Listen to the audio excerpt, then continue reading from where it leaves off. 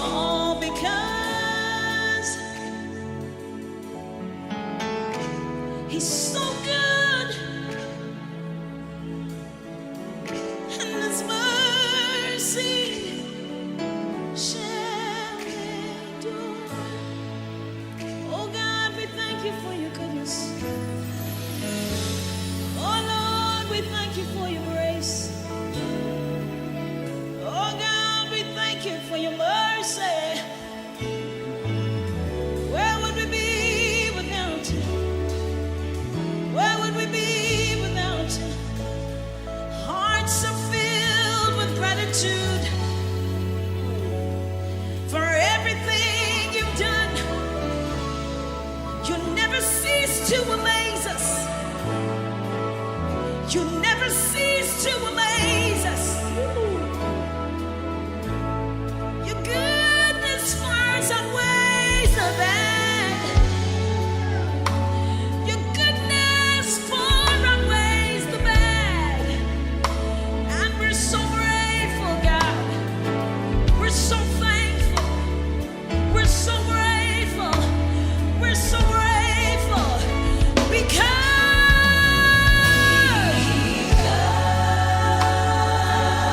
He's good, yeah. He's good, yes He is. Never failing God, never failing God, never failing God. You're so good. We thank You. You're so good. You're so good. You're so good. You're so good because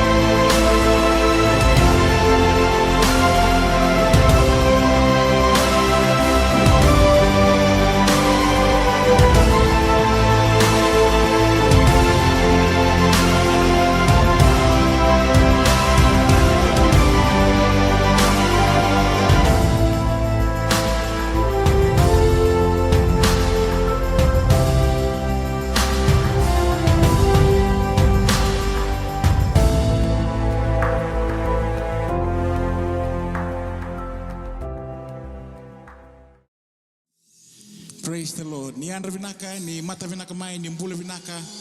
Song-song lo tunta siya mati ko manamatakan ni ko. Kima misakin da baki kemo ni namatakan di singa tambo intay na tala ni ngone turango Jesu Kristo. Paka binaka ni raw ni ta siya mati ko mai na nanda lot ka burake namatakan ni kuwa. Kima misakin da baki kemo ni tiko namatakan intay. Pono da banganda baro rongo tiko mai kina na vese viti na vese bura-bura. Ni mbula vinaka ni mata vinaka mai namatakan intay. Sa ni mami masu ninda na maro takabatan non tangarabi kalau non tasokalo non tapaka pinipinaka na matakan ni ko emeni pono mandangan dan itu kina kerem datu sa kapatam dangan na matakan tinday do manda non tamasu sember ni tikabuti na non tapaka pinipinaka en matakan ni ko turangan na ni mami kalau na kalau lebu na kalau bakay ukuku na kalau ni sambula bakay kemuni nga sing nindo na kalau ito tuba takay kemuni ki mami laveti kemuni ki mami rokovi kemuni tigo na matakan tinday Kima mi pakapinipinakataka na nomoni alondina, kima mi pakapinipinakataka turangan na nomoni loloma. Pinakabalia puni iti ako ni mbula, ni siraw ni kima mi mbula tiko ni singa dinday. Siraw ni solitu na ngalala me kima mi sokalo, me kima mi laveti ke muni, me kima mi pakadere ke muni na matakan dinday. Kima mi pakapinipinakan na matakan ni kuwa. Turangan dina ni tuna takibiyangan na kalo. Isang pakanto ni viso takan yung kimo ni siya dami tiko nga. En indambe ni pakatulewa na matakan dinday. Punga na feka kima mi lako duruma. En ni mamimbula na matabu pale na mati ni tuanggo pura-pura na kalo. Iki mempapin ni binakatakan ni kimo ni na kalo lebe. No mo ni lomalangi batikay pura-pura. Na feka ke de sineki na turanga kima metambor na songgo ni na matakan dinday. Pinakapagalebu na kalo. Ni na tiko eke na singin ni kuwa ni na vita lebi ni na viso tayo na kalo. Na matakan dinday la veti rokobi pakadere dondo tiko na damo ni kimami masu siya na datani na adin libya mo ni Jesu Kristo sa mayada meni mami turanga kani mami pakambula wasibi tali hindi na duang-duanga. Hallelujah. Teman-teman tapaso sa upo na kalo na matakan dinday.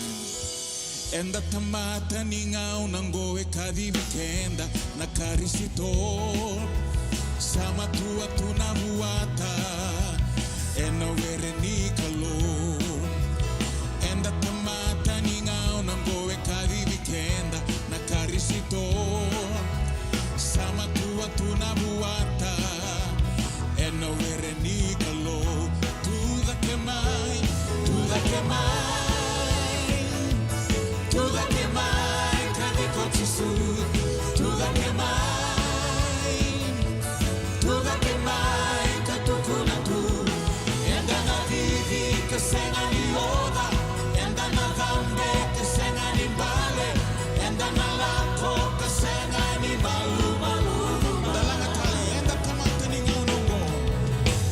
tamata ni ngaunongo kali weekend na karisito sama tua tunabuata ena were ni kalo enda tamata ni ngaunongo kali weekend na karisito sama tua tunabuata ena were ni kalo tuda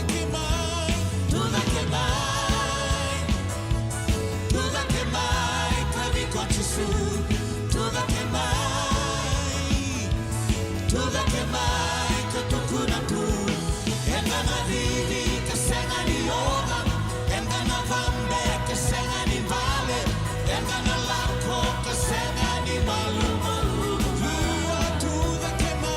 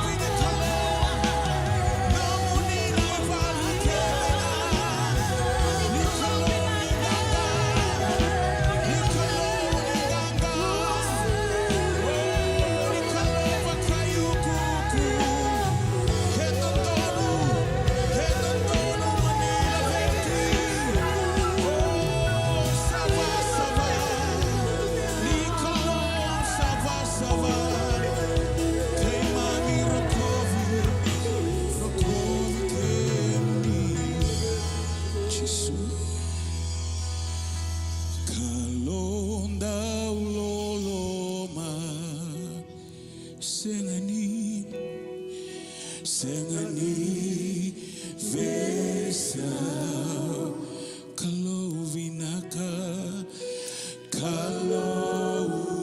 kalovinaka iyo tunde itunga vakayukuku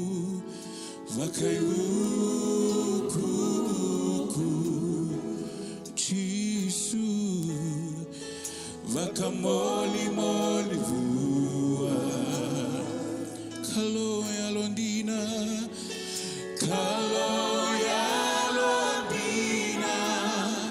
senga ni vakaya laya iyo kalo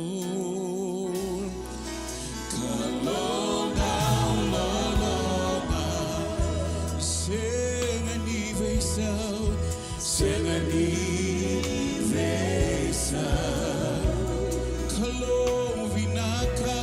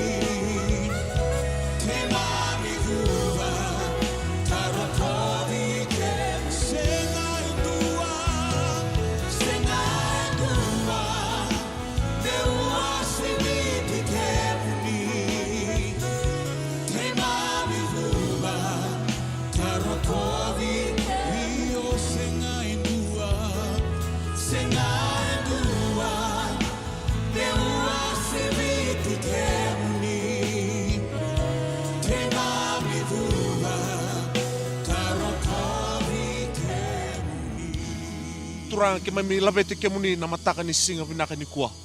Ke mami baka vina tabale turana kloni ngona singa ni salisia. Ke mami na marau, ke mami na reki.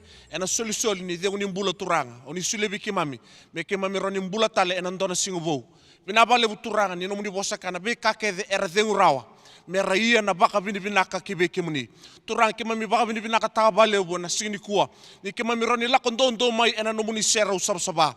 Ni ke mami roni kadi apa tamangu ena mataka ni singa ni kua. Ke mami baka vini vinaka tabale ubo ni soli ni mbula.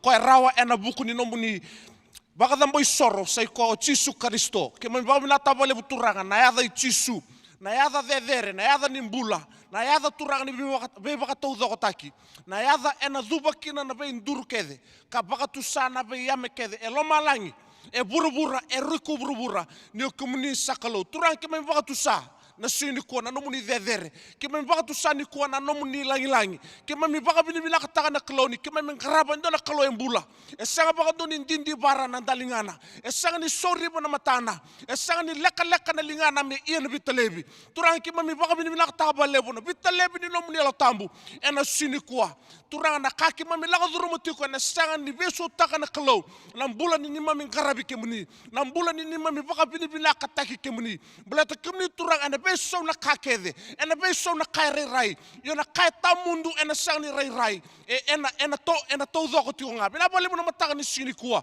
ke mami sabaka da mboro turanga na kalau na buno biti ke mami satangida ka nduri ena mataka ni sini kuwa me ke mami baka tusana i bala dani buno ko biti turanga na kalau ke mami sa masulaka na kalau ni ke mani na yena bi baka mulai ni na yena bi baka tau doko taki ena buku ni ndraki ni mbula ke mami laga durumo tiko ena ngauna sarangango ke mami sa masulaka turanga na mati ni to biti ni kalau ke mami sa masulaka ira na tambana ni mbula ira bengarabi tiko turanga tambana ni obisa ira na mata ibalu turanga kalau ke mami sa masulaka ira turanga na kalau ira dakabo tiko na sasanga turanga kalau na kena baka malumulu mutaki na mati ke mami sa taba tiko ena ngaunango ke mami sa batu sana kalau na ke muni e nantina ni nomuni bosa na be kakede ke mami bode buruburango sa bode me lo malangi na be kakede ke mami sereke buruburango sa sereke me lo malangi ke mami sa boda katangu tubo na wakatu ni mate e boda tiko na buno biti ke mami sa sereka turanga na nomuni nganga ke mami sereka na nomuni biba mulai ke mami sa baka reu taka turanga Jesu na nomuni ndotini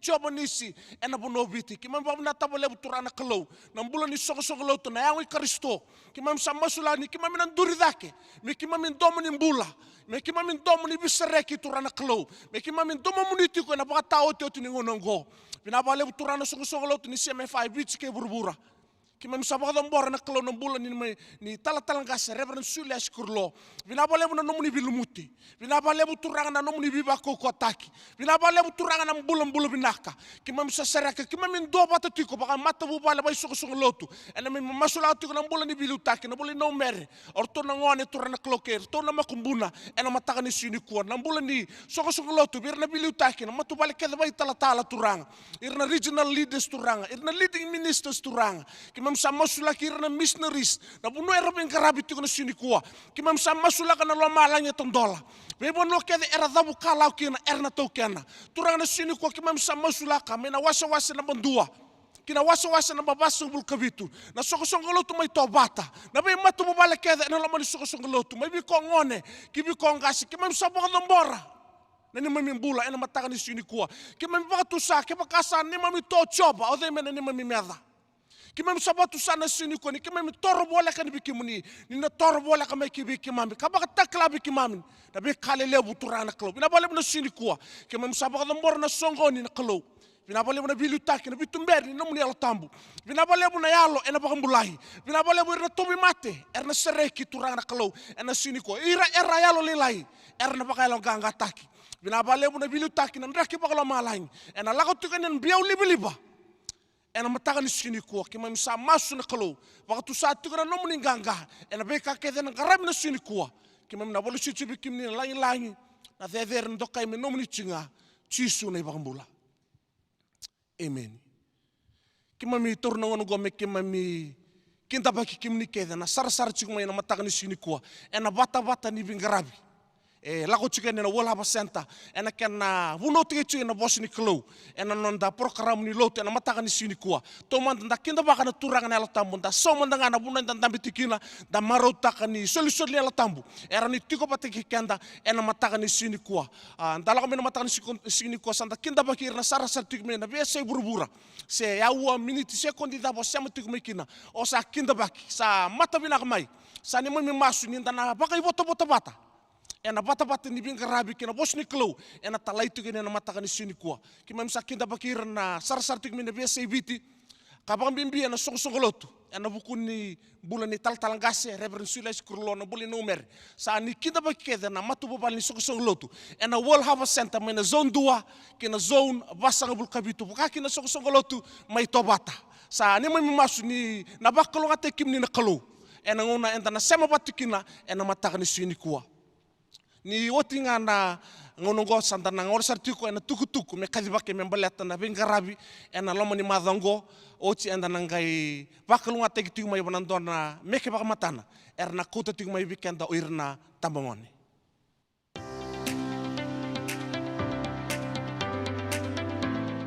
Ni sambula vinaka na tukutuku me kadibake me baleta na nonda bingarabi ena madao mayongo ena singa moniti ni mataka na nonda singa ni lolo kena masu baki song lotu ena nonda ndui matububali. Ena singa wuki lulu ena baki adhorti ko kina na nonda online zone fellowship ena vitu na kaloko ena yakabi ena World Harvest Center Facebook page.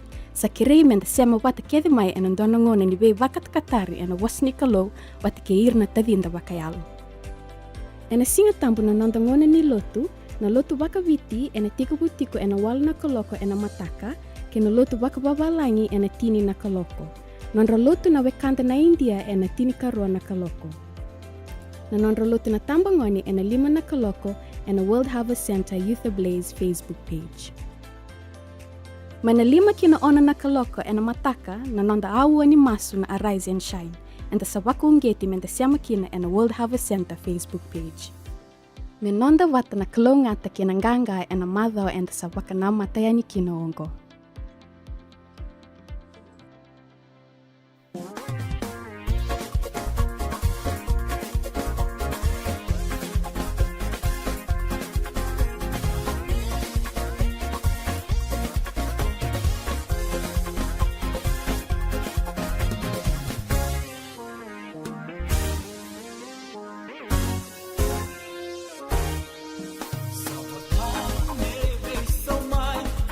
Young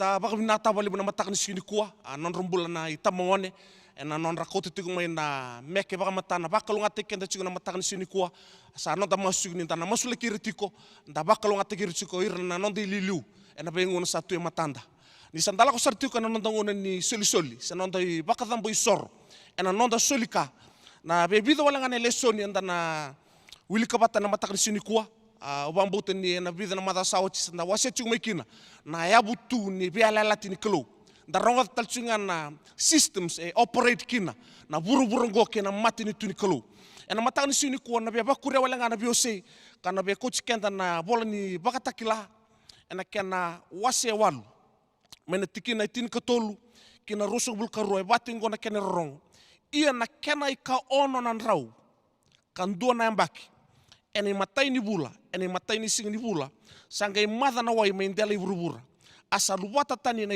umbini wanga konoa asa raiboli ka kunea ni sa mamada na bonua ia ena kenai karuni bula ena kenai karosanga bulu ka vitu ni singa ni bula sangai mamada sara na bonua asa bosa be nona kalo kakaya ngolako tani ena wanga ko iko kina watimu ke irto na lubemu kina watinrto na lubemu kama kauta bat ke iko na kambula kedenga katiko bat ke iko iyo na matangali manu kedenga na manu buka ke na manu ya baiba ke na ka kedenga sangasi boli endalai burubura mera tumbu baka lebu e burubura kaluvea kamera ka lebu mai e burubura asa lako tani kono ke irto bat ka na lubena ke na watin rto na lubena a manu eseng ni lasa kedenga a ka kedenga sangasi boli kena manu buka kedenga kena ka kedenga sambulo boli endalai burbura me bakana kenra matangali ersa lako tani minawanga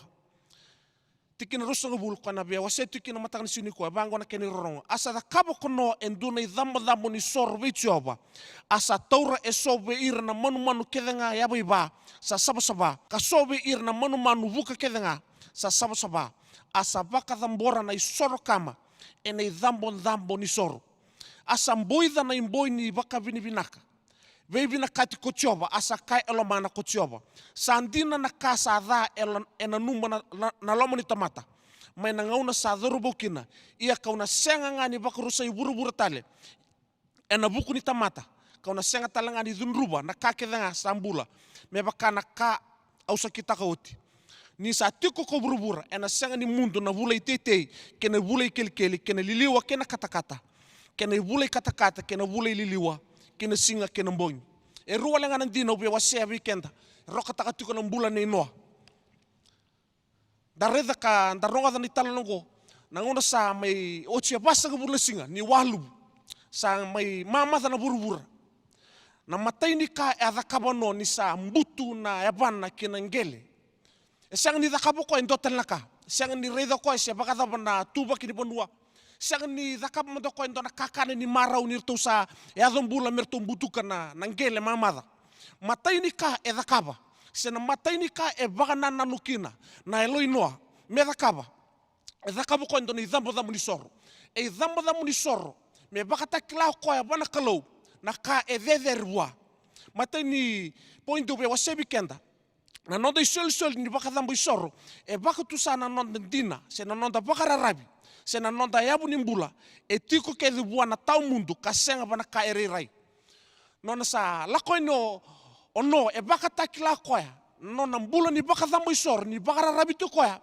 bana tau mundu sena ka e senga ni rai senga ni ka sa mai reida ni sa mai reida kona bonua e reida ngele e matai ni ka da kabo koya baka tusana nona baka thambo isor bana kalo me baka takila bana kalo ni nona baka rabi e tiko bana tau mundu se bana ka e sang ni rai ninda reida na karuni korni da batir kawalu ninda sa sang ni baka na numutiko na be ka sa rire mai na be ka sa sang ni rire mai ni sandende baka lelenga na be ka sa sang ni rire mai e sa sang ni mundu na be ka sa sang ni rire mai e baka takila tiko na tikini bola tamgo ni nonda baka rabi bona kulo e baka tunde itaka nonda baka rabi bona kulo o ko e buri ni be ka ke e rire na be ka kede e lako mai buana klo ko sangni rerai na klo ko tamundo e na sangni bakara rabi kina kaenda reida enda bakara rabi tiko kina dona klo enda sangni reida koe sanga ni rei mai, i o koe e waka putukana kina kai wakalunga taki, ena nondombula,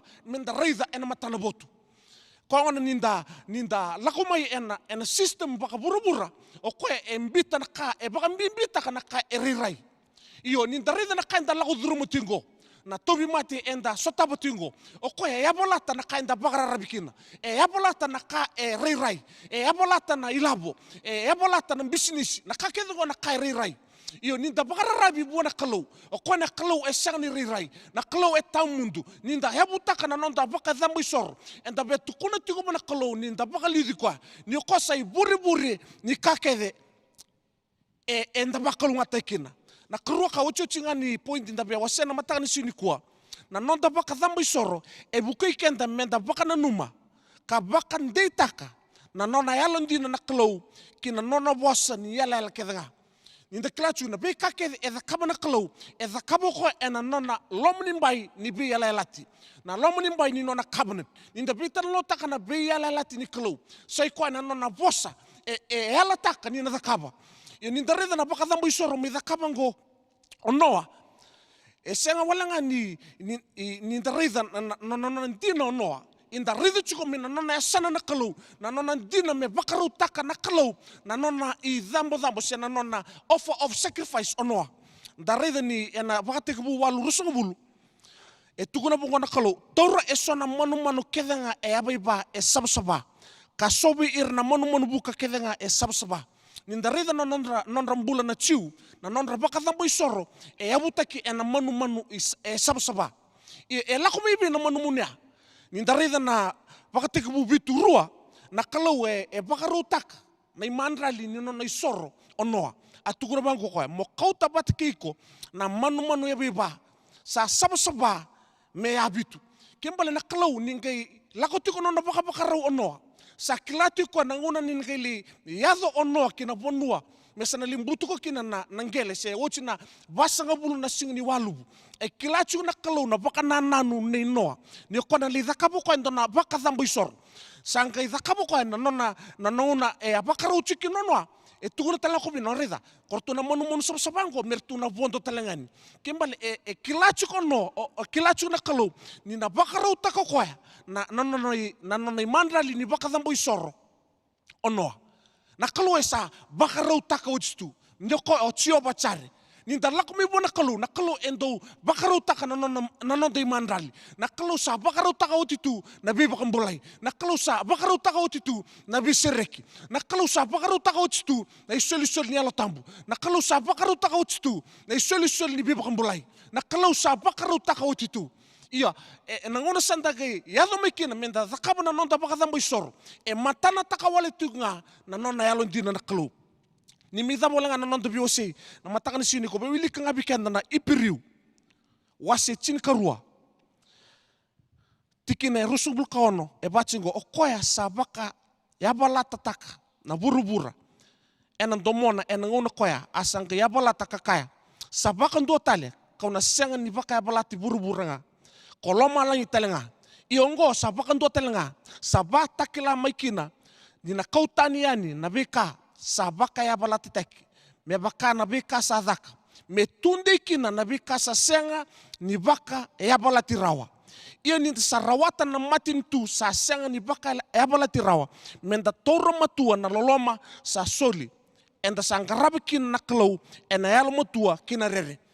Ve mai chine wal singa nonto biose na sini kuwa na katuko ngo ipiriu ni na yadho nguna ena yadho nguna ni biba kabalati ena yabalati na kanda bakara rabikina ena baka yabalati na ka erai iyo ni santa mai tiki ni ndona matini tu e yabutaki ena be baka yala ena be yala latini kalo o kedongo enda tunde mbali nda bakara rabitiko wona ndona kalo o ka sanga bokon doni bisau na nona matini tu ena sanga bokon doni baka yabalati enda samai lewana enda na matini tu enda mai lewana baka dhambo na matini tu ni kalo ena nonda mandrali ni baka dhambo isor me baka dha kabano ni ndalako mene sini kuwa enda sanga walanga ni koto chikume nonda isuli enda koto tikome na nonda mandrali ni baka dhambo isor me nda baka tu sa chikume na kalo na nonda rabi na nonda baka rabi e tiko ngavua na nonda na sos ni nonda kakede e lako ngama ibana kalo baka teki kwaya e ruwa walanga na wale ni nonda koto me na nonda isuli e randa la ko mai bana bal ni bola e na wala ba senta menta mai sulikina na non sul e bartek tal ngangori na details ni account enda roni bakataka na internet banking menta bakota mai kina na non sul e na mataka ni sini kwa o kere menta masu turang ke mai mi baka bini nakata bali na mataka ni sini kwa e roka taka ng bulan ni no turanga ng bulan ni bakararabi kina klo kata mundo na klo esyang ni rirai sini abuta ki turanga ni mi bakararabi kina kai rirai me baka tukuna na bol ni ipiriu bata na ka rirai turanga e nandonunguna e na balati na ka wala nga na syang ni balati sa ko na nomuni matintu kima mi lewa na turanga na nomuni matintu yani kima mi laka mai turanga ni mi sol ni baka thambisor kima mi baka takilati ko turana klo Ndi mimbula ni sokolo e habutake ng bulan ni bakararapi kibikimni bakalo nga taka ni sul ke dar komai bakalo nga taka ni mandrali ni bakatambo isoro ke kima mi kota mena sini kuwa kima mi masu sang na tane de tuisu na bakambula di na dondong amen Ena bakasauri na nabi kalebi ena bakasauri na rai rai ena bakasauri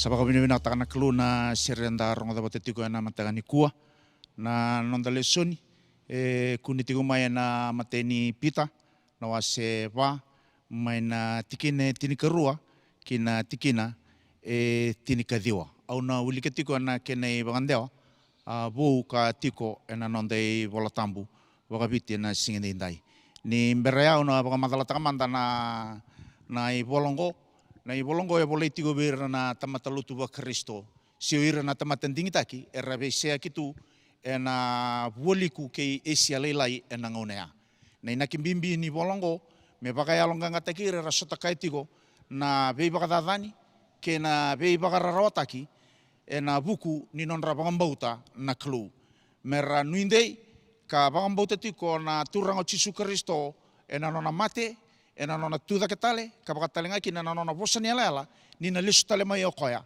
mena mai kautira oira sa vakambauti koia.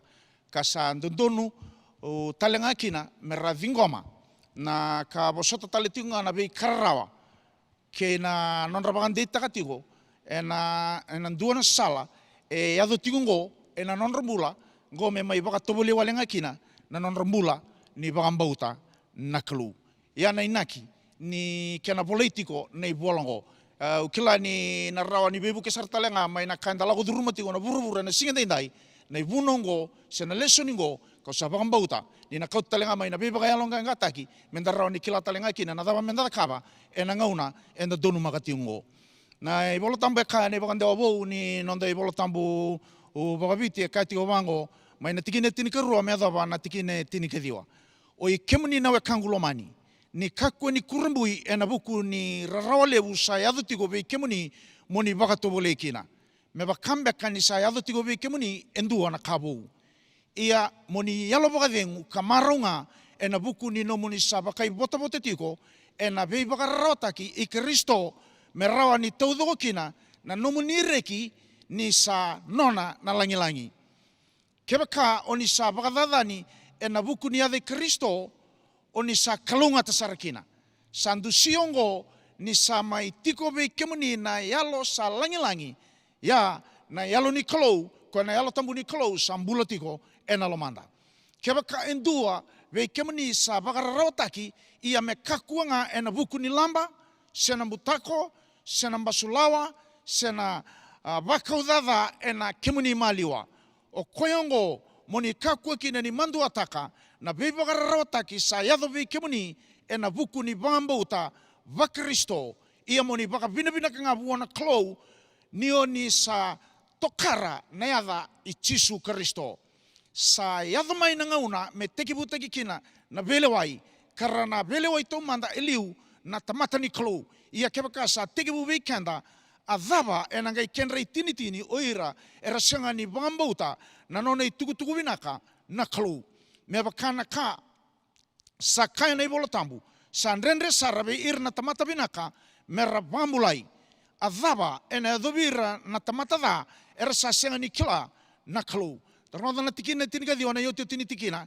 o koyongo meranga isoli ira taudoko kina bua na ndaubembuli o ira era bakararotaki me bakana loma nikolou kamera ianga na dhakantundun ya nanonda lesoni ena mataka ni kuwa ni mbera ni nda tomana tiko na bin kata meo me vegbe wana no mitalemanda vekanda baka isongo lotu ena bunau era bunau tiko kina nanonda veliutaki ena loma ni madawa saoti ka non raulu tanga tiko kina na nomu kunea na vebuke ena ngauna nirarawa rabanga takatio kina na tigini bolo tamungo na same 5 na tikine tini kalima menda masuti koya ena ngauna nirarawa sena ngauna nilanga ena vakambulai kenda ena vakadaudo takitalenga kina kokoya ni mateni kai baka bimbi takatio na nonda beliu taki ana bula ni nonda masu mai ngauna ndalago duruma kina na ngauna nrenre bango nduna kana kauti kenda baka boleka ya na nonda bula ni masuta na nonda klou na buni nonda kaukoua ne kerunika rabare takatiko ya na nonda roni bulida menda baka yalonga taki kenda nga baka taki kenda menda baka yalonga taki kenda nga baka taki kenda me baka ni mateni Samuela na wase tolu singobulu na tikina ono o tebita e baka ku taki koyanga ena buku choba ni reida tiko na klou lako buona klou gai baka yalonga taki koya ve choba ena buku choba ena keru talenga ni ena mateni tui na wase rusingobulu na tikina e rusingobulu garua nda kilani apostol tinga na profita ni klou ve apina tui a kaitigo bua raida epina tu sa otingo nei balu bate ke na kaisiria molaki bakau ku tagiko sangani kabango na profita lako be tala me bakau ku tagiko se lako bua talendua me laki bakau ku tagiko sanga o iko seranga apina tu mo bakau ku tagiko kenduna bono vina kamenda lai bakau ku takken kina ngongo dalago mandanga na nonda ilo mai vale lai lago mandanga le raida ya ndona no mi baba ko sovina mo le ri ko tu mandanga ongai buno di koya bagaya longa ngata ki koya bagandei tagi koya mai ngauna enda lago duruma tingo ne ke tulunika erabare tagatiko menda masu ena bosa nikolo kanda bagana numa talenga na nona daga binaka ka baka talanga kina na nona yalo binaka naklou na keni kaba era bareta ka taletunga naklou sana baka rau teki bunango endua nei lago bu kena keni kalima ni bika era bata kilati go era bareta ka tigo naklou ena baka lesuya taudoko talemai na kako sa baka yalia baleta ni sa tigo ngabua na yoti kena thaba nilewa o davuta talemanda na non raulutanga ena madha o saoti na nomu kunea na vebuke ena ngauna ni rarawa yan singi denda ina lesoni kwanda baka lesoni tigo kina o vina katame baka ulutanga taka tigo na nonda rongo ibunau ena mataka ni singa vina gandi dai na baka rauni alomu sena baka rauni nomurai ena ngauna ni rarawa sena ngauna ni lenga sena ngauna ni nrenre na ibolo tambo matata ena waspa imbale na waseba na tikine rusanga bulu tolu kati obango na ibolo tambu ena ibangande o makawa mo bakatawa baka binakasar na yalomu ni sa takamaikina na ibure nimbula ena ibangande wa bou kati obango ia na kambimbi ndua ongo mongarau na baka binaka na yalomu ni sa takamaikina na ibure nimbula na ibaka saranga ni yalonda ena ngauna nirarawa ena baka tautaki kina na nonda vingoma na nonda baka sauri ni nona susumiles talemai naklo ya ko mbimbi kina na nonda ngaro na baka binaka na ibaka rau ni yalonda e vida na kena ibaka ritaki e obina katameno wasea ena mataka ni singanendai na matai mandanga me baka nambula ni pita kwenda ulikatiko ena singanendai ena luke na wase rusunga bulu garua na tikine tolu sanga bulu ondua kina tikine tolu sanga bulu garua ena ibol tambu bangandewa makawa e kati obango na ibol tambu ni bostiko chisu e bostiko ve pita ngai kati obango isemoni raida sakrei kemundo go setani me towuloni kemundo me bakana witi ia kausa masulagiko me kakuani malumalumu na nomu bangambauta nikosa soma kitale mo bakan deita gira o ira na kamu se mo baka taun deita gira baka yalonga ngata gira o ira na tadimu ya enda reida endua na ngoni sala esa baka takila rawa na turango chisu vepita me karawa tiwa pita o setani samai kerike mundo io sabaka ioti mo lao di ruma na ngauna nin renre be kenta na be kali sena pa nuwa banga enda bakarongo ti o mai kina na kona baba ni buru-burungo menda tombok kawalanga na dinongo na nanda lago di ruma na ngauna renre na nanda lago di ruma ndua na mbukawanga kata-kata na kena dawa enda na lago di ruma ya menda tombok kawalanga e abutaki mai nandina e bostiki no chisu bepita ya esa tumai kina esa salamure tumai kina na nona bagaio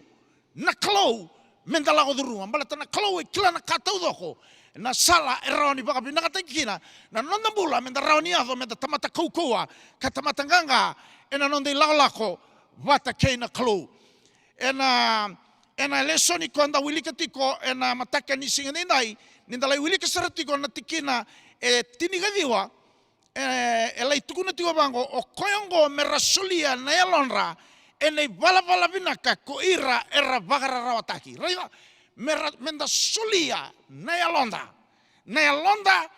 ina bala binaka kene mbale na nonda vingoma na nona da rawatu ni baga iyo na dengu badu ena ka esa baga iyo maikina na kalo ni kilau koya na kai baga iyo tanga maingo ena mai vi rau wata kena kaukaua e tigo vikanda ya na bune kakina ne mateni i korni dana wase tini na tikine tini katolu kabango paula e senga nindua na vertani e senga tale nindua na kararawatani e ado tigo ngori vei kemundo o koya nga e baga iyo maikina na kalo ni sabarau tago koya na kene baga tangi ngende ni kaukaua ni veite maki e lako tigo mai na no mundo mbula mundo vertaki kina ia na kalo sa raida na no mundo kaukaua no mundo bagambauta me tigo edake kene malambale na kalo ningale varutaka endua na ka me baga iyo be setani me lao mai me mai baga rotaki kanda me baga durumi kanda e na lobo mbuga wanga sa kilau rawa tigo mai na kalo ni o kanda enda na rawata enda baga vina kataka kina na ngai baga iyo chisu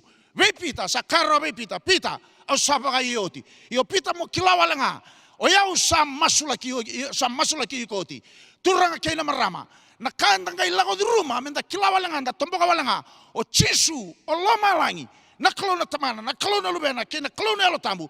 Arto sabaka iorto sa masula ki kenda otimai. Maleta menda kila na iwalu nda lago di ruma tingo sarawati oti na kenanganga ena ulu ni wanu mai kalibari ruona undolo baga dada na hemba ki saoti choni tiniga di wana tikine tolu songa bulu kabango chisu saoti au katale kabango chisu saoti turanga kena marama saoti na bei kata do kandar bina kata menda kai lago di ruma ngo sanganga oti mai kino chisu ena ruona undolo baga dada na hemba ki saoti ena dotale na be vagarotaki lao duru matale ndona turanga wala tigo ne bola tambu na bula ne tebita ena samenduna rukadiwa maina tikine ndua kina tikine tolsonga bulu ndua dangale baga wulika na wasini bolongo ena samengo baga madala takitiu kina na nona lago duru mo tebita endua na ngauna ni be vagarotaki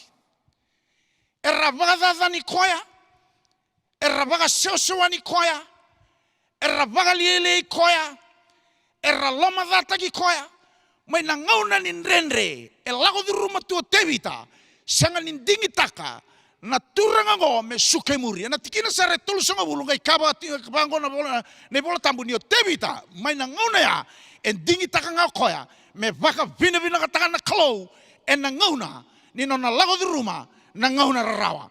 Enda baka bina ka ni sabakan dina taka o tio ko enda kila ena same tolu songa buluga bitu na tikineba kati obango tebita menda reki taki choba ninda reki taki choba o koya enangai soma enangai sulia kanda nangangandre ni alonda sakene mbale ena ngauna ni nandan renre ena ngauna ni rawan da lawo ruma menda dingi takanga menda baka bina ka na kalo mbale to ko na soma nangangande todoko nilo mandau talitaka umarotaka na kaya volati o chemesa na wasendua na tikine rua kina tikine ba kati o mango chemesa me kani reki sarve kemundo nindo salutu kina kani be baka tobolei e bunga boleta mundo kilana baka tobolei ni no mundo baka mbauta e baka tumbura dake na no mundo mbula nindo bosota na keni baka daba na tikine ba ngai kati o mango ia me tini baka vinaka na zadaka ni dobo sota turanga kena marama usanga ni kilana rendre daba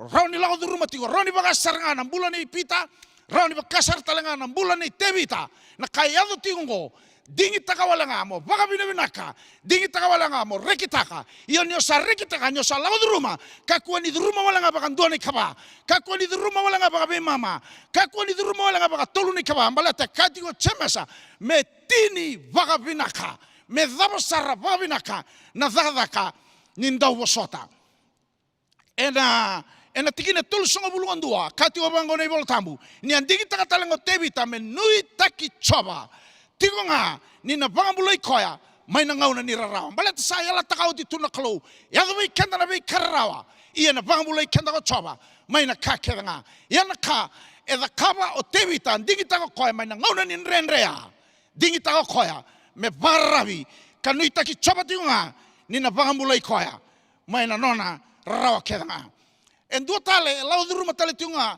endua na ngaunan renre boleh tiunga ni bola tambu yana mbula ni paula karuni kornida no wase tiniga rua mai na tikine vitu kina tikine tiniga rua gona mbula ni paula lau di rumah kina koya endua na ngauna ni beba totonga ni sena ndua na ngauna ni rawa ni tala ki setani eva kana poto ni kawe lau mai me mangai mai bagarara taki koya kani bola tambu ni amasu waka tolu a paula kere koya mesa kauta ni bua o koya na mosia o koya na vutu ya o koya na ndrendre ya koya na rarawa ya ia na loma saratunga ni ngauna ni mosia turanga kena marama gai ronga mai kena na domo ni kalau me kaya ngo me paula e senga tale ni dua na kai rauti go babinaka na loma ni nomu rarawa nomu tangi na nomu vutu ngori paula e rauti ko nga babinaka na nongulo loma turanga kina marama lebu na ngauna ndau zata ni ndau yado mai vikanda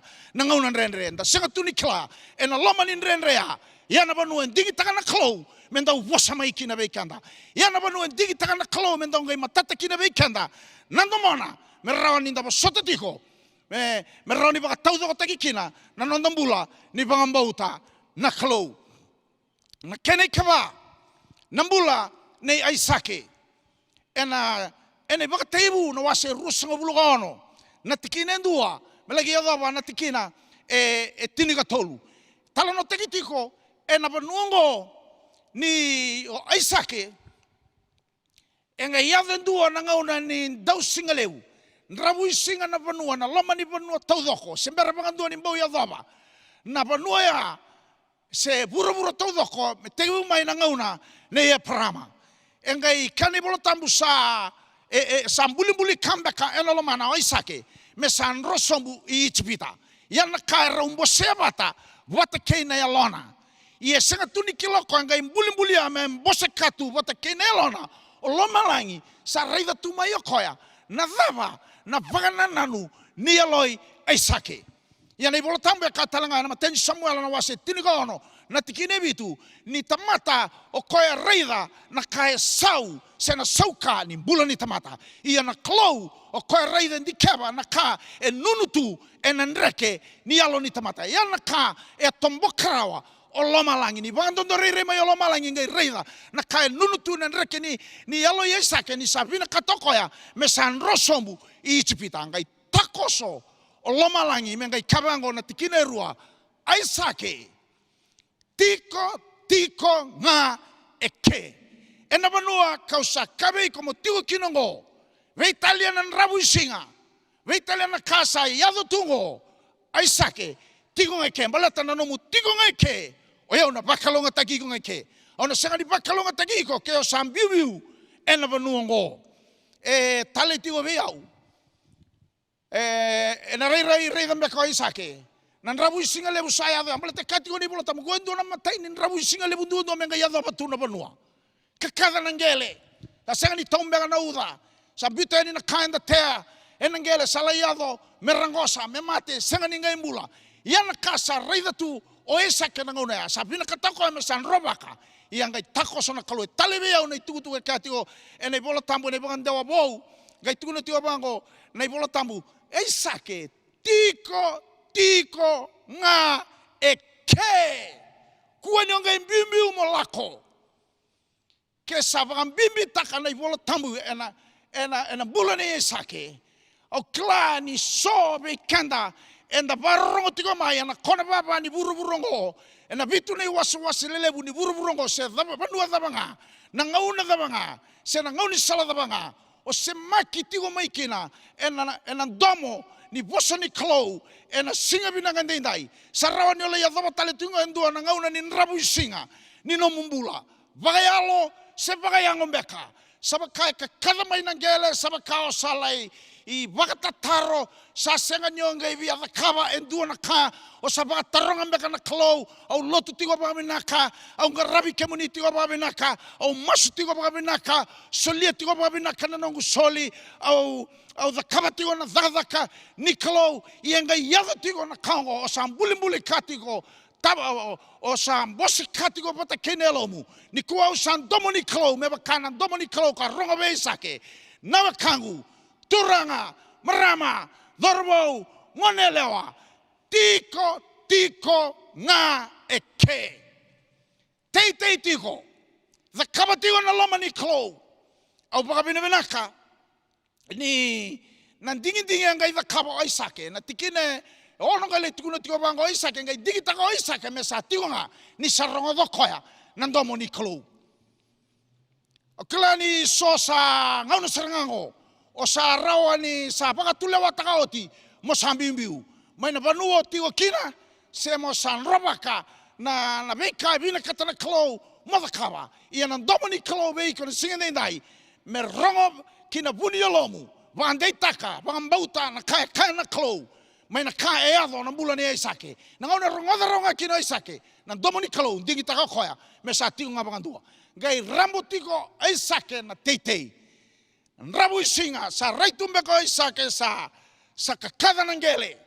Sa senga ninga inron rumay na wai. Sa vida latimay na vei kataudoko. Rai ne sani mawi, rai ne sani matau, rai liu, rai muri. Sa makaya yawa na klo. Sa senga ninga itako sa tiyo may na klo. Gai, dingi tako ko me bangang bauta na kaya rongoda mai uwa na klo. Gai, te tiyo nga. E na tikine tini kerua. Gai kabango, na ibola tambu. E na yambaki vata tiko ngaya. E vakan duanan rautaki. Na tatamusuki ne Isake.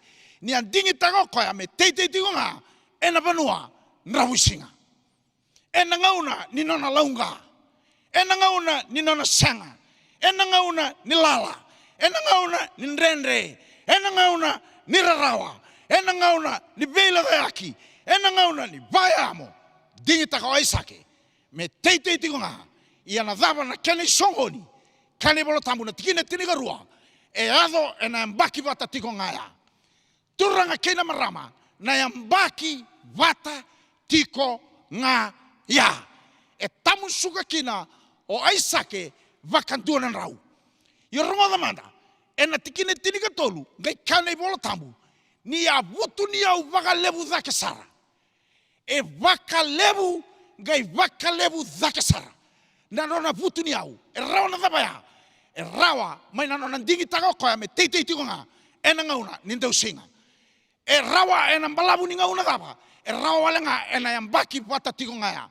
E na singiri kuo savia domo talanga ni klau wei kona singa dendai. Dha kaba tiko ngaya. Me kai kana bosa ni klau. E na yambaki vata tiko ngaya. Kene mbale mbale. E na loma mbeka ni tini karua na bula. Ya na ngauna. E dhaba kina na loma ni ndua na yambaki. Wili ketiko makabinaka. Vingoma na bosa ni klau ni kuwa. Vangambauta. Ke kaya na kalobe Isake rei dina tu na kau rei e kandi na tau doko ninda mbulatiko e dua na bura dina e kandi na tu ngori Isake ya na kanga ubia kabe iko e dina baka leusara na kau kaya be iko gai yado me baka kina da baka bina kata kina na mbula ne Isake me kanda na bebe kandi na singa bina ni kuwa sarau ni lea dawa ya samusuki mai na ya uwa ni dakadaka leburu sabaka vengu imai sa bana na nutaki na dhaba membiwe na ndela ni tepeli dhaba mera bakaniki na oira na nonda lewe ni bubale salayado talema ingo sa so sabi panga ungeti sara na teboro menda salay dhakaba na kaya senga nindo donu menda dhakaba na kaya ndo donu menda solia wana klo salayado menda laibanga taka ena buku ni vika sa yadho matiko na nongambula e na ngauna ni rarao na numa mga binakasaratiu na ibunau ni madhawa sahoti na nomu kunea na bebuke e na ngauna ni rarawa ia ni kuwa na ibakarau ni alomu e na ngauna lao dhuru makina na ngauna nrenre sa na ngauna ni lenga na ibakarau ni alomu men donu tiko wana klo donu tiko e na nona bosa vagambauta na nona bosa da saronga da tigo ni satuni tigo na klau e na kaba na kabo na klau talanga e na bale sia talemai da vingoma ni klau o kona bale sia talemai na be katau doko sambuta koda na teboro au marota na kaya o tebita e na same tolu sangabulu na tikine lima lebo be kanda na satangi lebo be kanda na sabagata taro same tolu sangabulu na tikine lima e na ipangandewa bou gona kai pangandina dina tako tebita kayo koya na nona dhunru na klau sa otinga e na dua na ngauna leka sena beba rawataki sena nrenre e pagaio na klau mendalago du ruma e kabango tebita e na otinga e na dua na ngauna leka gai tomano kame ngai kaya ia na nona vinaka sandau taura na ngauna nimbula taudok ya ko anda roda tigo gina ni atukuna tigo bango talanga se na ngauna lago du ruma kina nan renre sanga manda molako na duna bonu mo tigo ndundu kina otia gai vakana numa na nona dhada vinaka na klu gai vakana numa na nona yalo vinaka na klu Gai tos tale tiko, gai kavango, ena rawa ni ia tiko na tangi, ena mbongi. Ia sambasi kana reki, ena kina ni mataka. Tarunga ni ra bagalu tuma tale tiko ana nonda beli utaki, ena loma ni mada saoti, ena senga ni rabu singa pangandua tunga na banua. Ena adha mai na ngauna, ena taukina na uda. Erbarong o taka tale tiko nga, ena senga ni mbongi tunga pangandua na banua. Ena yadho na ngauna, ena kinda mai kina, endua na matakabu. Ni ora rabu tiko, sio tangi tiko na mbongi, kawango tebita, ni sa kinda na mataka. Ya na ngauna, enda na marau kina, baleta na marau, e solia, na nona binaka na klau, e tra, na nona mbula, taudoko. Waka bina katatiko na singa binanga nindai, ninda raida tiko na mbula ni pita, dawa siya tiko mai na mbula ni pita.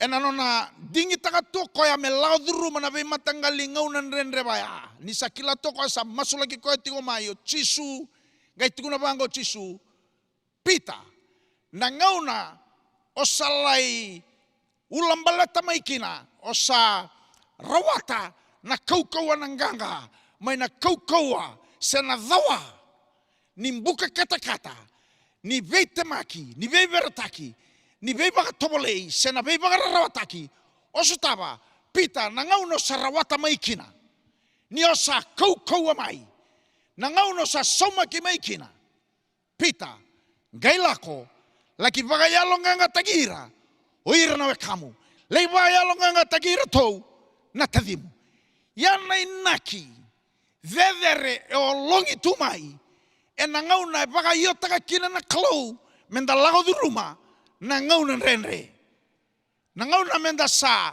la inganga mai kina malata ndau rongoda tiko ni vei vete maki todoko se na vei baka tobolei todoko e na yadho mai e na tiko na kena tukunialo yo kenda tio vei kenda na dingi ni o tinia baka da tukunialo da ni o tinia baka binaka me baka kati ko chamasa tukunialo binaka tukunialo nganga ena tukunialo baka yado ka baleta na daba ni o tukunialo taka endua na kandina ayado saranga ena no mubula me baka ayado be pita turanga kena marama baka bina taka dona sere tu langata tiko na mata sere na baka sauri ena baka sauri kila ninda laubata kena kaembiuta na klau ena nondambula ena ngauna nindrenre en dua tiko na kana soso mile sumai kin na klau ena nondambula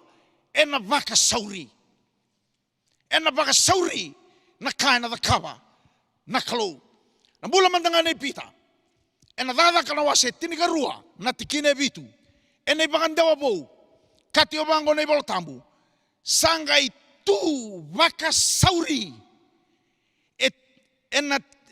etikina endua na angilosi ni turanga kadila endua na rarama ena loma ni pale ni bebesu sangai tabia na angilosi na tambai pita kapakanduria dake kakaya totolo monduri dake manda romada na kanga yadongo asa tasere vaga sauri maina lingana na sinudondo e ruona vaga sauri e tiko na tikinango e yado pita o kosa vaga dina taka ni laudu ruma na ngauna ni renre mosota tigo koya medo bani sanganga o timaikina reida na kayado e vaga sauri ni sa tu e tikina e dua na anglosi e kanda na vaga rongo tiko mena singende ndai e na vaga sauri o ena ba kita dala taki na nomumbula ni sanduri ena samu endua na ngilosi mai na loma ni vale ni bebe sudaba o besuki tigo kina ena singene indai vale ni bebe sumbeka ni kakase vale ni bebe sumbeka ni rere vale ni bebe sumbeka ni dondoka vale ni bebe sumbeka ni dau yalewa ni dau tangane na vale ni bebe sumbeka ni yalo leilai vale ni bebe sumbeka ni osabian rotiko mo salako tani mai na nona loma ni bai na kalo kabango na ibol tambu asa ta serba sauri mai na lingana na sini dondo sabarongo meta serre vaga sauri turanga kaina marama au kanga na kana bosa ni kalo na nomu vakinda dalataki ena vaga sauri na ka o anreke tumai na loma ni dua ni lala ngombalamu sana barongo me vaga sauri na kena tasere na Yesu mai na lingamu mai na evamu mai na nomu mona mai na ngusumu mai na longa ni matamu mai na lomu taudoko ena varau taserengo mo savanga lalataki nekiru ena luke na wase lima na tikina endua kina tikina tininga ndua e tala no taki tigo kina na no to wangoli tigo na tisepen e tigo tala ngai loma ya o pita dakila na tala no ngai basika no chisu ena mbarabia ngai tarungira to na tisepeli sambao rongon sambao rawan do na ka to ngai soma turanga loma ni bogi singa bakango sanga ni do na kairawa kebakanda baka sama tanga baka tamata loma ni bogi ono na kaloko ena kabi sama taka dadango ono na kaloko na mataka lelai tiniga ruana yaua erto ngoli tigo kina sanga ni do na ka erawa gai baka sauri na nona basika ni naturango chisu e baka sauri na basika ni chisu otia gai kabango gori na loma ni tiri karuane baki ndo sunra mandanga ni walele wa titomu do virta mandana lawa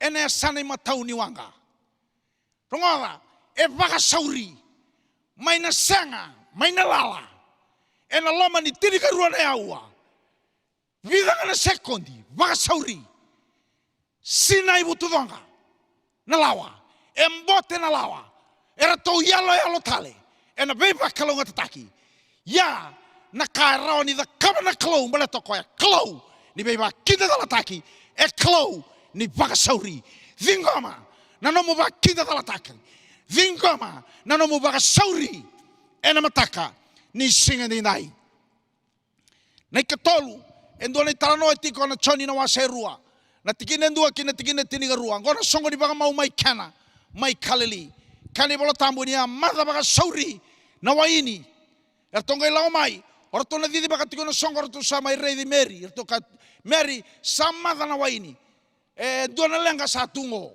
ngai kabango Mary do lako nga vei chisu sandusia na banua tigo kino chisu arto lako ngai na kanga ida buto Mary ngona tikine lima ena choni na waserua na kanga sa kaya kokoya balata kila tu Mary na kala mai na ngusi chisu e adokina na baka sauri ninda bulida na waini balata na ngauna sa soba kina na waini era tonga ilai erto salai tobolea era tonga ikaya na daba mbeka o kenda na nonda itobo enda uliu mai na waini binaka iyo kwengo engai muri sara tumai elako tumai kona waini senga ni taudo ko sara senga ni binaka sara iyo kongo me sabara uti tuna songo sanga ilako tumai na kabinaka na waini e kainaki ko ena inda umbiu tuna waini na raoni tara na tini kalima kina rusunga bulu nembaki ya na waini binaka dua koratu tobolea artu kaya waini binaka kene balambale ya okoya marro itu ena loma ni tini kalima kina rusunga bulu nemba ki mematua binaka na waini ya menga yadaba na ingunu binaka ni waini kondo benga taki ena ngauna ni songo yoroda ni mbasika ni o chisu balate e kilaitu loma langi ni ndoda kaba na kabe ba kinda dala taki na ndoda kaba na ka e baka sauri ena loma ngani vida na sekondi only the fraction of the second na ka enda uyado tu ena loma ni tini kalima kina ruska bulu nembaki e ado walenga ena loma nga ni vida na sekondi sabe sokina mewa ini sara ngoda sara babina kana singa indai na kalo na baro da kaba do na dada mana ena ba kida dala takiko ena ba sauri ena no mumbula ena singa indai baka samataka na ena mataini tui na wase tiniga diwa na tikine lima e nei bola tambu baka Peritania e bola itu kina na posongo na suddenly gona ngau na san dabu tu kina ileitia san roba katumai na posai i chespeli salen dabu to kana rukuni buni chunipa gai kane bola tambu gai tarai koya baka sauri enduana angilus. Suddenly an angel touched him. Suddenly. Matai ni nona tatara kana angilus tudake kana. Gai katali tiko nei bola tambu. Wale le somu tale mera gai kane bola tambu. Ni ala ko tale ni bagarua na angilus. Tarai ko tale bagarua. Gai kabango tudake kana ni sambalabu nei lao. Na ngau na kana kina taratu na pasanga bulu na singa pasanga bulu na bongi na kaukaua ni kakanea. E na singa ndai. O vini kata me o kaebe kanda na ibuno ngo e na kanda lago duru mati ngo e na singa ndai. Angelo sini klo e na tarai ko baka sauri e na baka sauri e na ndua na skovi ko yani e na kauta yani na kemu e na kauta yani na isauni na mumasu e na kauta mandanga yani na kao semberni masulaka. O se mbose katu e na buliolomu. Meba kana tako so niklo be esake. O se ngangana tungakina sa tako so ni na klo me sa kautani na no misauni masu. O ngai kinda dala. Hey, o se mbera mandani masulaka. O se ngai bangana na takati ko me masulaka. Sambasi ka tiwani na kene so. Bala tala dala. Kalongo e kalo ni baka sauri. Na kalongo e kalo ni beba kinda dala taki. Iyo na kena ki dingitaka. Mepi nakatune bagarau ni alomu ni aladu ruma na ngauna ni rarawa ya ko puno takiti obeka na madao sauti ona kunendi na kina na veibuke mai loma langi e na ngauna ni rarawa ena madi utolu tikina ena mari kandua na tikina pasanga bulugarua katale tingana ibolo tambu e ngoya membala tendo na turanga buka na pangandao makawa kati obango nei boltambu ia ni sa bosaoti ko chisu sa takali ba sauribua na buka asa saba mai we kamalio ni masula tumai e dona kani Allah durumati ko tobi matembeka bagayango se tobi matembeka vaialo rongoda na buna wala otingo e buno takiti oni kuana bosani klo e bosambula e kokoa e ngata e mudune sela bombatirua o koe soma kana yalo o koe kota maina na besereki veira besuki ve bangala lataki veira bombula na kokoa veira malumalumu na ngalili veira na be bangante taki veira era ngalili ya na posani klo e vuno takitiko e na singa ndai sana varau me baga sauri na no mo baga sama taki ena matai ni ena Aisea na waseru sangabuluga lima na tikine bitu ene bangandewa bou go veira na chuta abatalenga kina veira na Jerusalemi kati obango ne boltambu ena banuongo ena kauta tani baga sauri kina go koya na oni rarawa saumbia koto na be matani tu kedanga rongo e banga takitali tu kina na bosongo na baga sauri e ba kinda dala gai kabango ne boltambu ena vanuango ena kauta tani baga sauri kina go koya na o nirarawa na kao lao durumatiko na nrenre lao durumatiko sabarau me kautani baga sauri nikua durumatu na burabura na COVID-19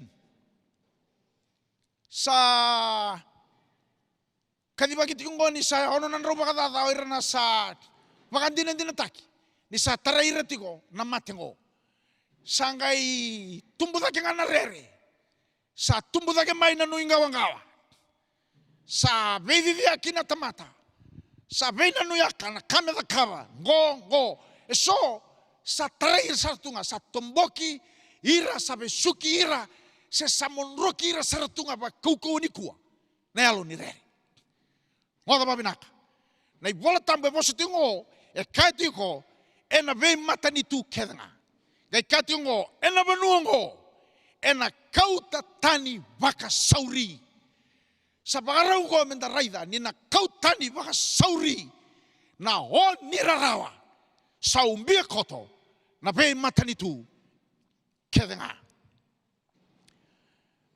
na Matthew no wasetolu na tikina e tinikono ke na tikina e tinigabitu go e nangauna e apapito esta kino chisu e na wai kane bolo tambu nangauna sa zambe kino kome wai gai kane bolo tambu gai tandola baka sauri na lo malangi na embakingo era sa wakalutuma tigo mai nang usunra na tamanda bagayalo na nonda beli utaki e nang usuni profita era sa kaitigo kina ni ambaki rona undolu rusanga bulungandua the year of unusual extraordinary supernatural blessings miracles healings favor, fruitful. Puno takatalanga koya how to make 2021 a great year. Ia sa tukuliti ngo ni sa tandolo lo malang. Nanonda pangambauta na tandola ni lo malang ngo. Ena tikina tinikono ni Matthew no wasetolu. Ena tikina tinikabitu engai tukuna tigomango. And suddenly a voice came from heaven saying, "This is my beloved son, in whom I am well pleased." E kati obango ne tambu. Gairo rongo baka sauri mai lo malangi. En dua nan domo me kaimai ongo na nongu ngone ni toko au sanda ulo mani koya wagaleu. Turanga kena marama sebanua da banga varongo tio mai kena singa ni kua. Dominic Kalo ni be baka yalonga ngataki ena baka sauri ena doa na ngau ngango ona rongoda kina na domo ni tamanda baka lo malangi mena kawe iko nalubengu oi ko na nongu ngone kalomani au saraida au sarangoda na no mutangi au saraida na ronro ni wai ni matamu au sawulikrawa na kae volaitu ena rekeni alomu nikua au sasikobi komai ena baka sauri mekabe kanda balatani kane bolotambu and suddenly a voice came from heaven saying, "This is my beloved son." Rawani rongabe kanda, my beloved son. Rawani rongabe kanda, my beloved daughter, my beloved children. Balatana daba ninda sandingi taka menda kakua ningai toso da tei tigonga da tigonga banga malua me kana klobe aisake tiko nga eke veita levini klo enda ubaya ena nondambula na ivarau ni alomu ena ngauna ni rarawa ronga diau ni donu tu na ivarau ni alomu ni daru duruma na dhawa kata-kata. Ronga da pabinaka. Na dhawa kata-kata. Nda kila ni dhawa. Enda ulako mae na muka. Yongo na nrenre. Na rarawa. Na veite maki. Eba katu na muka. E tu na kena dhawa. Turanga kena marama. Nindaru wo sota walenga. Mendaru lao duruma. Na dhawa kata-kata ni muka. Ni bei baka totongani. Ni bei baka rautaki. Okosa baka iyo timaikina. Nakalau. Ya saranga nakana baka to tolotaka na baka sauri. Our moment of suddenly satu saratungango kena kiwalanga na ibarau ni alomu ni olao duruma na ngauna ni nrenre nongu masu ni kuwa tuk anda rongoda batatigo ena mataka ni singa dindai ena bebu ke baka lebusar ena nondambula mai na ngauna enda lao duruma tiongo. Dado somandanga na masu. Turanga binakabaleu. Nanomuni bosa. Kimami rongo tabatatiko na matakan singa dindai. Au sama suna klo. Kona baba ni buru-burungo. Era barongo ti omai kina na turanga na marama. Dorobou nangone alewa. Weira talengan alalai. Kemami kilana klo baleta na nomuni bosa. Oni saya la takatuna klo. Na tamatelo do dono na staba na bei kararawa. Sianga ni rauni dala. Ya na nomuni bosa ni bei mangandai taki. O kemuni oni nangai pakambulai kemami. Oni na sereki kemami. Kabangala lataki kemami. Kabueti kemami mai. Mana bei kararawa tu doya. Singa ni kuwa. Na bosa ni ala na deitunga. Ami baka bina kani posti ko isa 5.5 kadiwa na tingin kadiwa na lako baka 8 bumay na ibala-bala ta. Kasaya do tunggoy bura-bura. Yan na nomuni mo sa kaya. E na baka duriya da ke na yaloy chaba. E duwa na kuila. Me baka mulaira. May na 8 bungo. Yan na kuila ya. Na nomuni kawela tayo turang at sisu. Sa duriyo timay na ulo ni Bano may kalibari. O niya ngay kaya. Saudi. Nabalebu na klo, na bosa ni Bibang Anday Taki. Vay kaya lalay tiko ni kuwa. Nabalebu ni napakayalong kang kataki. Vay kaya nga lili. Pinakabalebu na klo ni napakataw day taki. Vay kaya masuki. Pinakabalebu na napakasauri. Ni nomuniyado yan, ni may makanakayado may pita.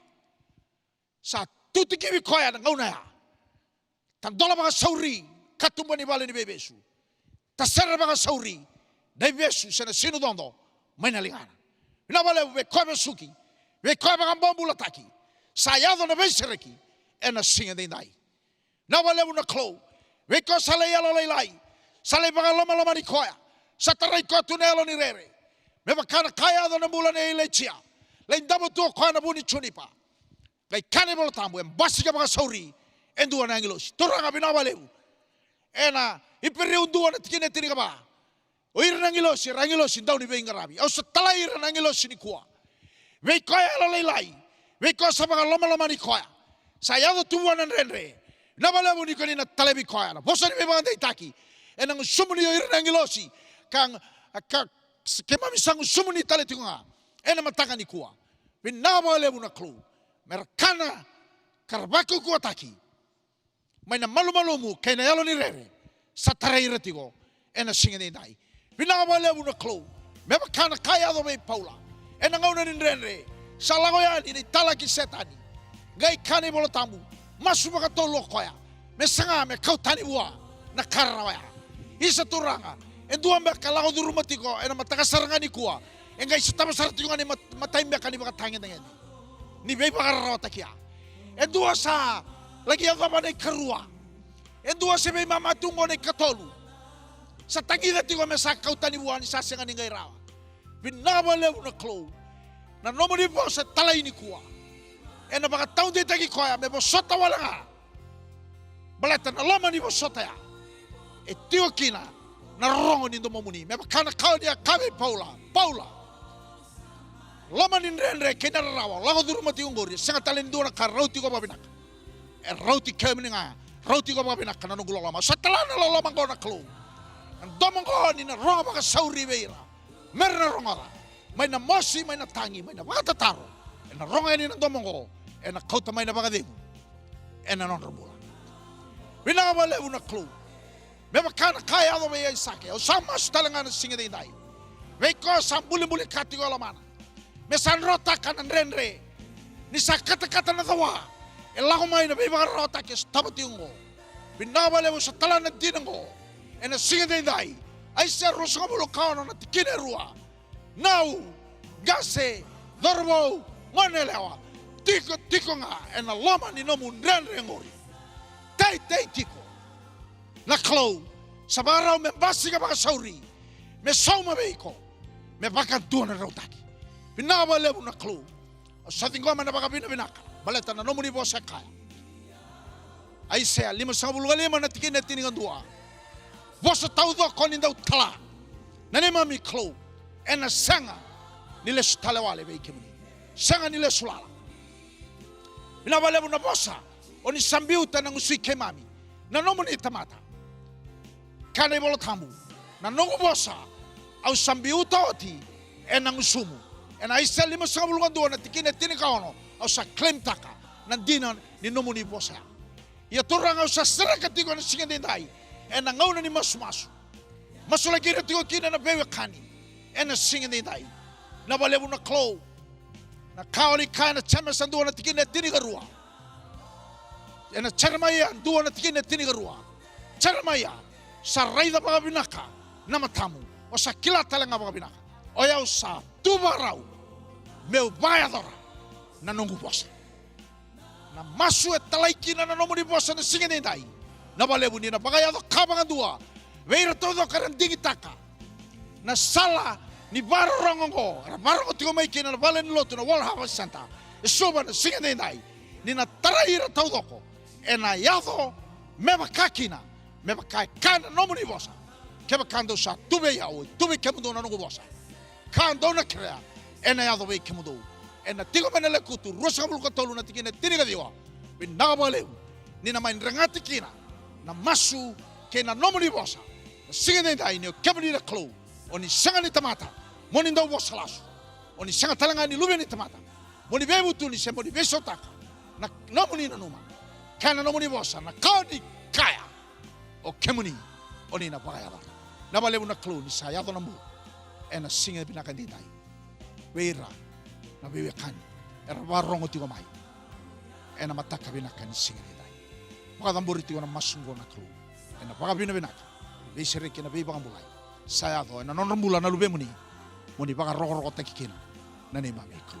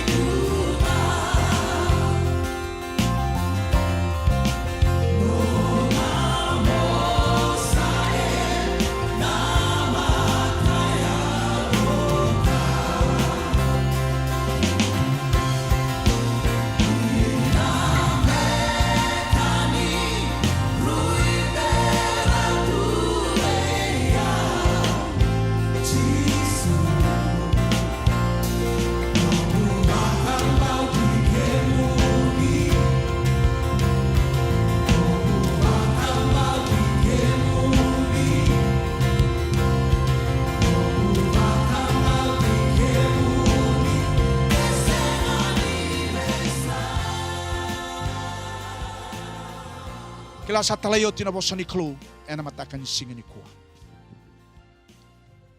Kila e satu mbeka ni kuwa, me bakana ibuna unda ronga da tiko. Sa rawa ni bakana nanu tiko mo salesu. E so salesu. Iyo, o barongo tiko mai na bosa ni klu ni singa ni dai.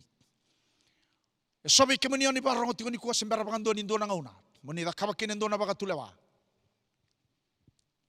Motingo michisu me no muturanga kanu mai bambula. Bala to kwendo ndonga na mata-mata. Ni nonda rawata na be kabina katodoko. Mai buana klu. Kena mata-mata. Na kena ngau ni sala. Na turanga o chisu Kristo. Yana bune kakina, na bola tambo na choni tiniga bana tikina ono. Yau na sala. Yau na ndina. Yau talenga na buni bula.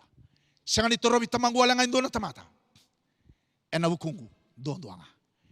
Ke wakila tigo ni tatuki tigo na uto ni no mumbula ngori saranga na kai kane bola tambu rai dau satu na mata ni katum baka tuki tuki ke ba kaindo na tamata sarngo na ndumongu dola bana katumba au na durwa au na baka ya kai bata kaya ena baka ya kai bata talenga ke yau ko kaya sanga di baka tarana ngonongo na solia na ngonongo turanga na marama dorbo na ngone alewa lago tu na mbula ni baka taro simbera tu ni kila ke da buka na no mi vengo ni kuwa se na loma ni madha maingo o sanga tuni pakandei taka e vena banua ona laki i marau taka kina se na banua ona laki tamana kina na numumbula ni sadaba na mbula ke ia na mbula tau mundu bata kena kelu na marau tau mundu bata kena kelu rawan dondo ngabe ki chisu o suretiko o baka muri na masungo ke salomamu ena singe dendai mo sa vingo mi chisu me no muturanga kano mo iwa mbula dabuta mai dake dabuta na bunia lomu dabuta talanga na baka bauta turanga chisu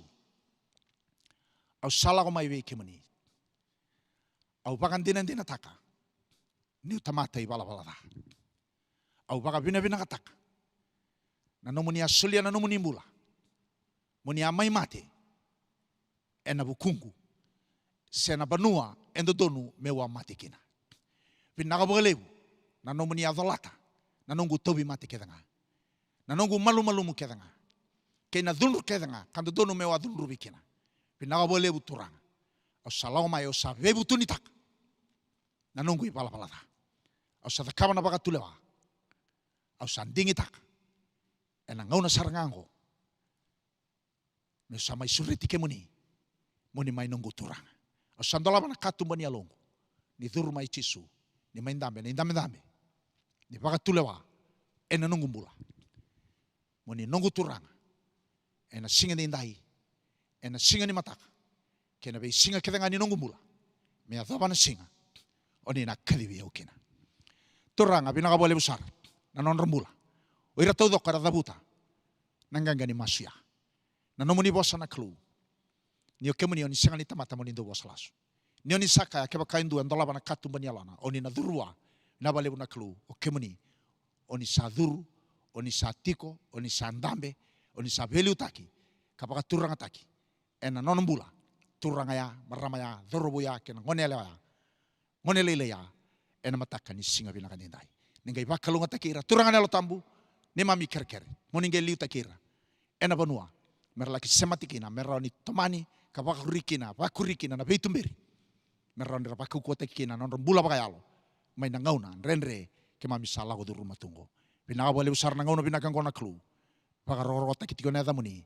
Ke mami duba. Ka masu ka baka pina binaka. Sengatali nindo na yada tani. Ke mami masuta. Na yada Yesu Kristo na lube muni. Nani mami turanga binaka. Nani mami punin bulan dina. Daulo lama. Usi vitale binaka. Endu ambaunga. Ke mami sakira talenga. Na nomuni lolama lebu nani mami klu. Na lolama Yesu Kristo na lube muni. Na baka vengu na dauni beitumberi. Ni lomuni nelo tambu. Mesa sembuta nani mami mbule andu dua. Singa ni kuah. Singa ni mataka. Kena bingau na kedanga. Me adaba na singa. Oni na kadibi ke mami kena. Me tau mundu. Ena yada Yesu. Amen. Amen. Amen.